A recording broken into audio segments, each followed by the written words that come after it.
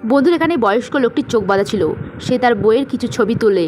তারপর তার বউ সেই ছবিটা আস্তে আস্তে বের করে একটি পলিথিনের মধ্যে দিয়ে সে এই কেমিক্যালের মধ্যে দিয়ে দেয়। কিছুক্ষণ বাদে কেমিক্যালটি বসে গেলে তারপর তার ভেতরে একটি কেমিক্যাল দিয়ে দেয় যেটা পুরোপুরি বসে যাবে। কিছুক্ষণ বাদে সেটা বসে গেলে সে সেটাকে আস্তে আস্তে খুলে ফেলতে বলে, তার হাজব্যান্ডকে খুলতে বলে এবং তার হাজব্যান্ড ভাবে যে তার ওয়াইফ তাকে কী এমন সারপ্রাইজ দেবে।